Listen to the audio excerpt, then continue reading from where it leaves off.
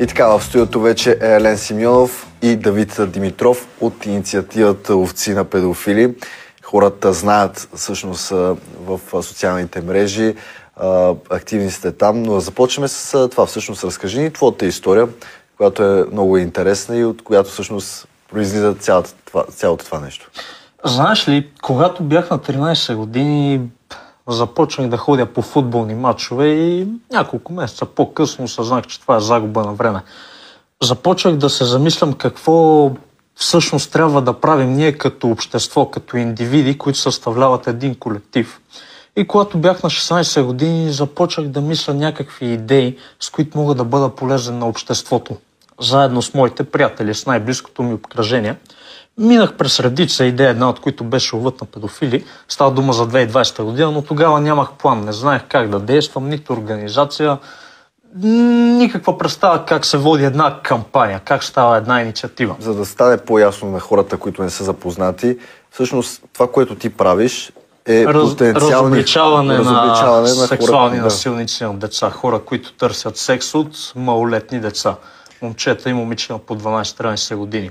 И няколко месеца по-късно, става дума за февруари 2021 година, заедно с най-близките момчета от моето обкръжение, решихме да не губим повече време и да действаме. Да хванем първия педофил. Ако ще стане, ако е било писано да става, ще стане. Ако ли не, не. Действахме, хванахме го и тогава започнахме да осъзнаваме колко много болни изроди в нашето общество и затова никой не подозира. Вече за период от 2 години ние сме хванали повече от 53 педофили. Това е голям проблем и е нещо, което е много опасно и вие обръщате внимание на това нещо. Един месец след като започнахме, се обадихме на 112. Това май беше 6-я или 7-я подред педофил.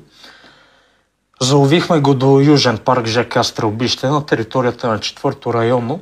И когато дойдоха 2 патрулки, те, освен че ни казаха, че това не е наша работа, педофила го задържаха за 24 часа и 4 месеца и половина. Защо да не е ваша работа? Вие сте свидетели, вие виждате, че се случва това нещо. Защо да не е ваша работа?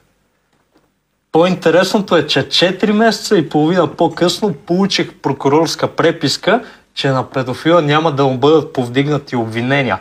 Няколко месеца 21 педофили от нашите заловени бяха арестувани вследствие на спецакция на СДВР и на същия педофил, за когото още нямал доказателства, че е извършил престъпление, му беше повдигнато обвинение за педофилия.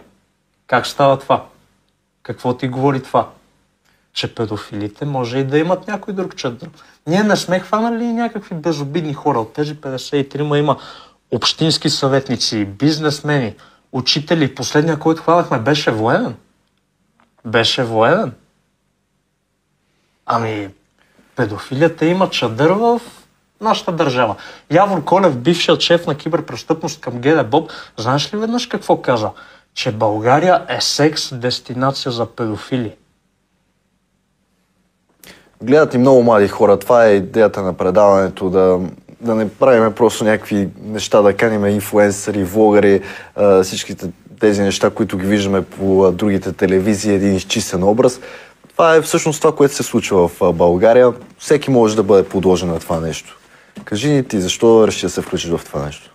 Ами след като моят приятел, вече мога да кажа приятел, Александър Александров ме запозна с Ален, аз реших да спра да бъда безделник, така да кажем. Да намеря кауза и нещо, което да правя, което да гради. Да помагам на обществото си. Какво е това, което трябва да знаят хората? Как да се предпазят от подобни неща, особено подрастващите? Ами, бих казал, че трябва, освен да разговарят повече с родителите си, да внимават повече в интернет какво се случва. Понеже там е наистина пълно с такива хора.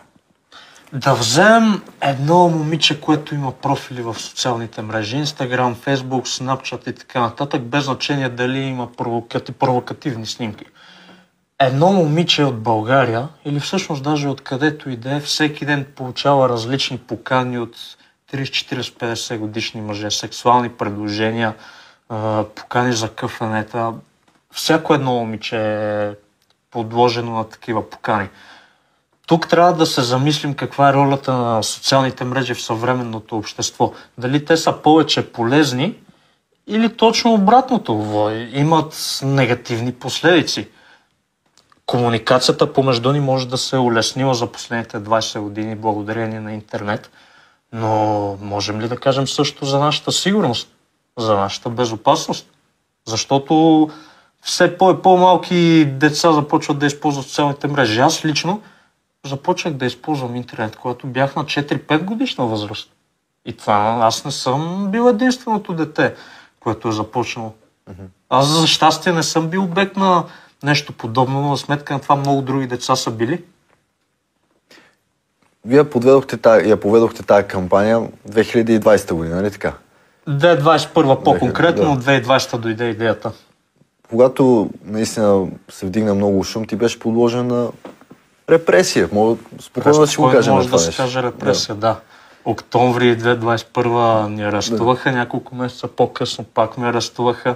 Първия път с няколко момчета от кампанията, първия път с момиче, което беше при мамка, втория път с хип-хоп изпълнителката Павела ни арестуваха от второ районно.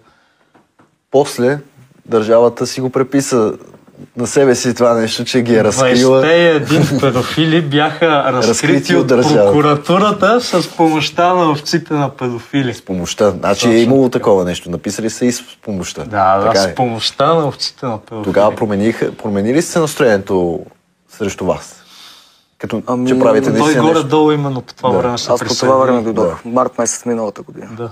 Промениха ли се нещата от това просто някакви хора, които ходят и ги разкриват, до това, че вече наистина имате... На мен идеята ми никога не е била толкова да направим нещо от гледна точка на законодателство или прочее, колкото да се вдигне шум по темата, хората да станат по-предпазливи. Аз помня, че ходихте и пред парламент. Да.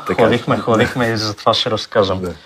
И моралът на хората да се вдигне, тъй като това е една крайна патология. Ако ние не говорим за нея, тя ще бъде нормализирана, ще спре да бъде патология. Отидохме пред парламента, точно така, март миналата година, с няколко организации. И какво според тебе беше мнението на депутатите? Относно педофилите, сексуален регистър на населението. Какво се занимавате? Отходете на училище, занимайте се с други неща. Защо си губите времето с това нещо? По-добре се приберете, гледайте си бъдещето. Предвид камерите, които доведохме, имаше и друго. Ще направим нещо. Ще направим нещо, да. 1/3 от това, което ти каза. Още 1/3 от това ще направим нещо. 1/3 не сме запознати. Познай колко от тези господа депутати направиха нещо. 0. Има по-важни неща, няма как да се занимават с това. Разбира се. Добре, това, което вие правите, все пак присъства активно в социалните мрежи. Хората могат да се запознаят. Освен това нещо, и ти имаш подкаст, влог канал, в който говориш. Може да се каже, да. В момента започнахме още няколко кампании, една от които е лов на дилъри. Това също е много важно. След няколко месеца ще обявим официално. Как може това да достигне до хората? И наистина да осъзнаят, че това е проблем и че трябва да се обърне огромно внимание на него? Ние използваме социалните медии, за да достигнем до хората, тъй като това е най-масовото средство за комуникация. В училищата трябва повече да се говори за киберпрестъпност. Явор Колев, който споменах по-рано, има инициатива,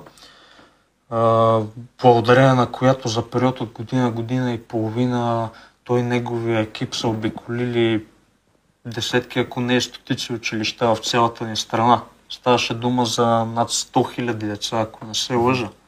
Така. Тоест над 100 000 деца са били запознати с нуждата от безопасност в интернет. Обаче не е достатъчно само няколко човека да говорят за това. Трябва всички да започнем да се ангажираме. Една от другите цели на лова на педофилия е и събуждане на гражданското самосъзнание. Давид каза, че се е присъединил, защото не му харесва да бъде безучастен в обществото, предвид процесите, които се осъществяват в средата, в която живеем. И кой човек, чието гражданско самосъзнание е било леко събудено, би искал да стои безучастен, да гледа как морално деградираме във всяко едно отношение. Само един морално деградирал човек би стоял безучастен. Какво е това, което трябва да се случи в социалните мрежи? И трябва ли да има и повече инициативи за безопасен интернет? Определено трябва да има повече инициативи. Трябва, освен по училищата, може би извън училищата, извън училищни дейности, свързани с това. Какви са рисковете в социалните мрежи? Подценявам проблем, но е нещо, което наистина се случва. Да, рисковете са главно, че зад клавиатурата ти не знаеш реално с кого се пишеш и какъв е този човек. Има много деца, които попадат на сексуални насилници, какви ли не лоши хора. Добре, за напред, това, което ще продължите да правите, ще продължавате да се борите. Продължаваме. Продължаваме с още инициативи. Живот и здраве в училищата ще влезем. Добре, искам да ни държите в течение. Наистина това, което правите да достига до повече хора. Ние сме свободни, наистина ще показваме нещата, които правите, защото е важно. А не само да се гледа на повърхността, като хора, които просто го правят и така. Виждам, че наистина е каза за вас и ще продължаваме. Благодаря ви много. И ние благодарим. А ние отиваме към рекламите и след това продължаваме.